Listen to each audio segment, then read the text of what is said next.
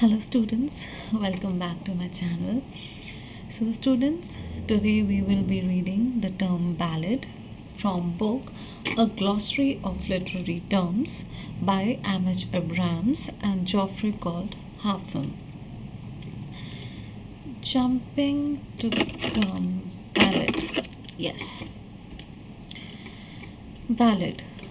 Ballad is also known as popular ballad, and it is also known as folk ballad or traditional ballad. So you can call ballad with these three names. Coming to its basic definition, ballad is a song which is transmitted orally, means communicated orally, not in the written form, and it tells a story. Okay. So, coming to the next line, ballads are thus narrative species of folk songs. Means they are types of folk songs, narrative types. Why narrative? Narration means which tells a story, storytelling.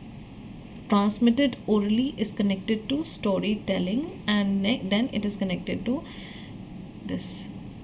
Why? Because ballad also tells a story, and narration means telling a story only. So, okay.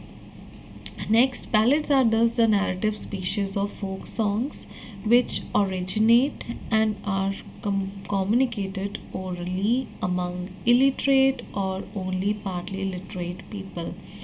So they were they were composed by partly literate or fully illiterate people, or they were communicated among them only, means they were popular among such people.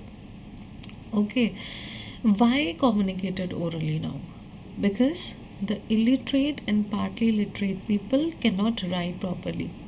Okay, so what they do is they listen, they learn, and then they transmit the information verbally to the next listener, right? They don't use written forms.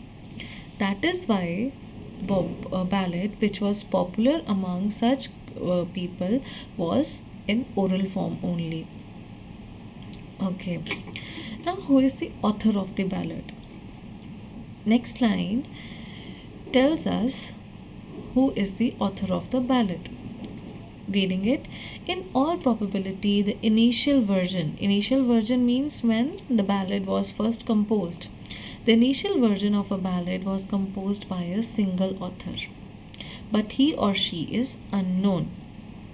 Means when it was composed for the first time, it was composed by a single author, one author only, since it was not in the written form, so the author becomes unknown with the time.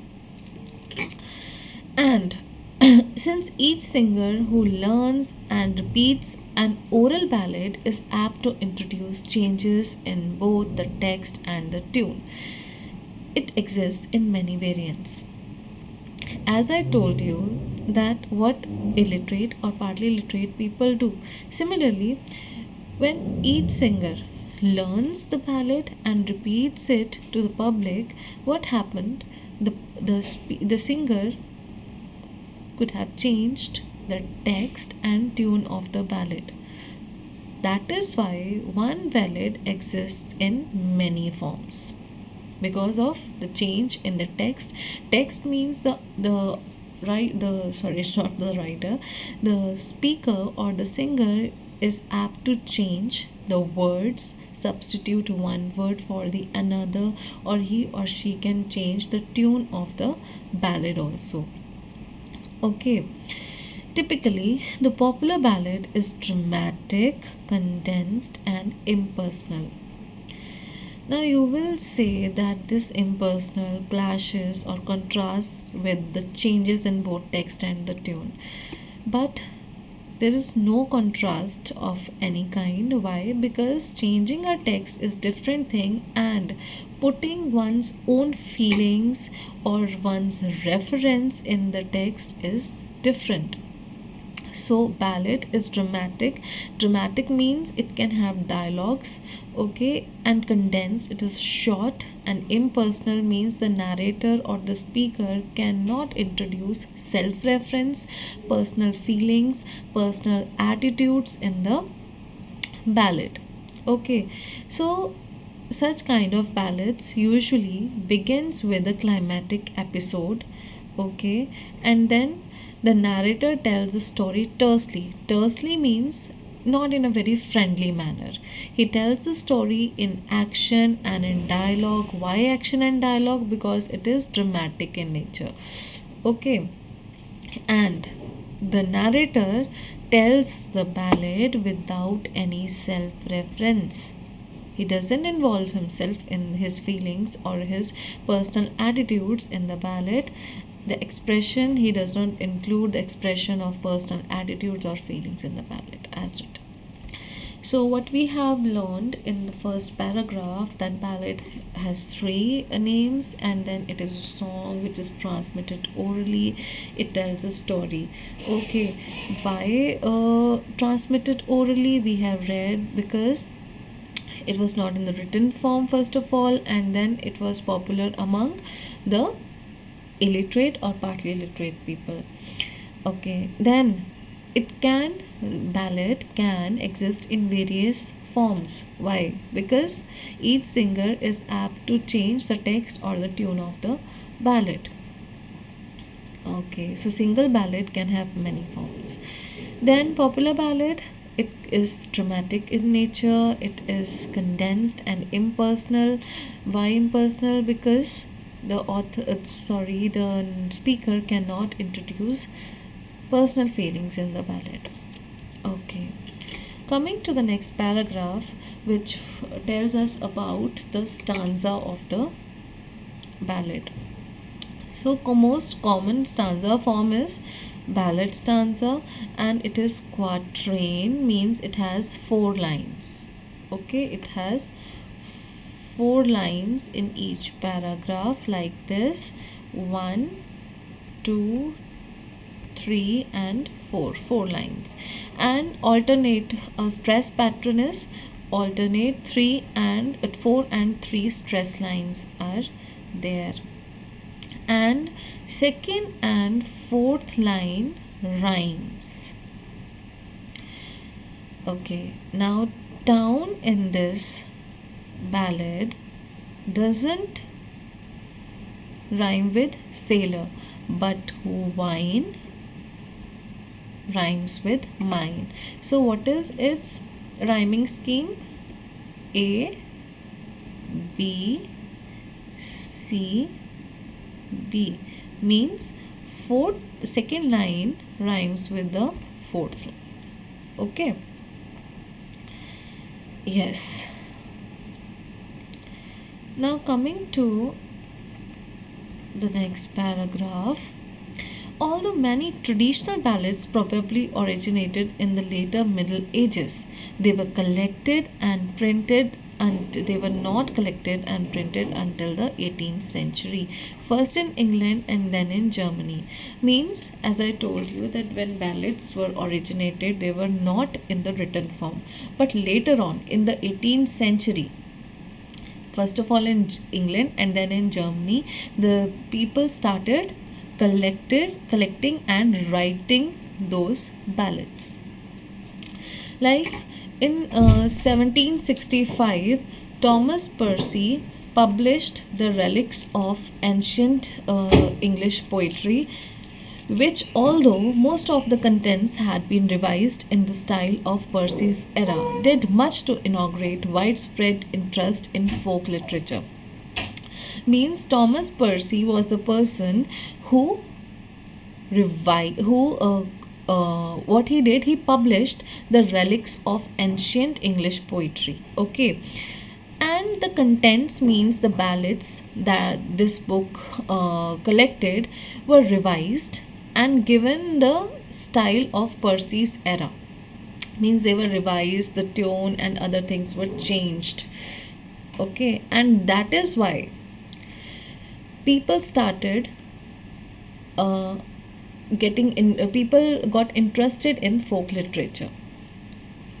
Okay, so then yes, here come to this.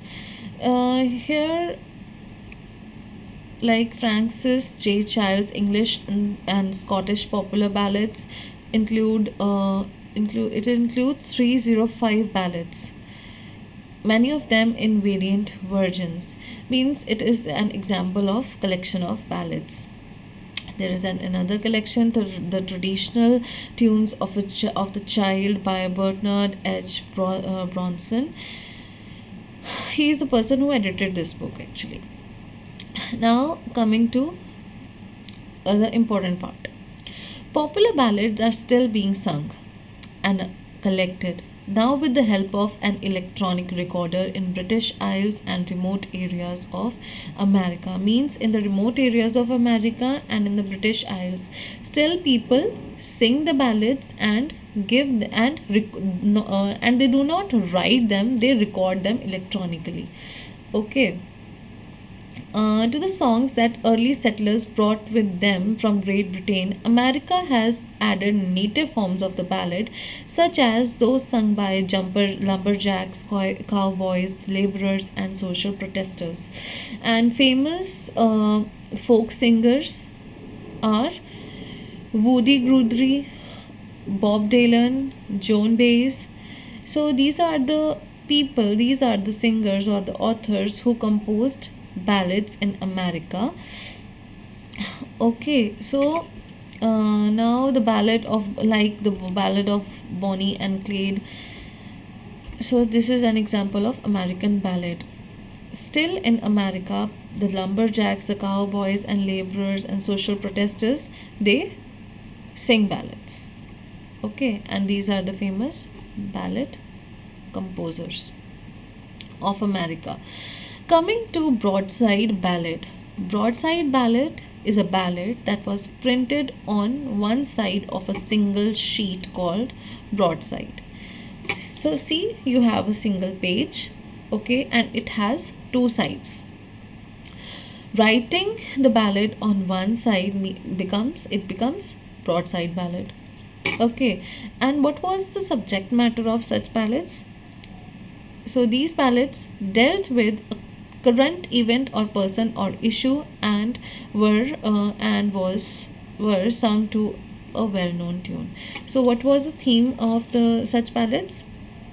They dealt with current events, current persons, current issues. Beginning with the 16th century, these broadsides were hawked in the streets and at country fairs in Great Britain. Means they were popular in the 16th century in Great Britain.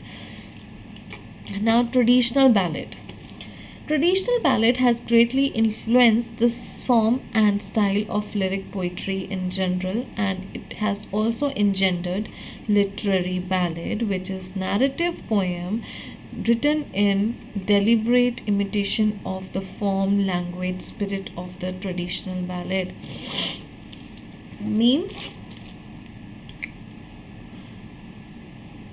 It means that literary ballad resembles with the traditional ballad because it imitates literary ballad imitates the traditional ballad. Okay, in what sense? In the form, in language, and everything.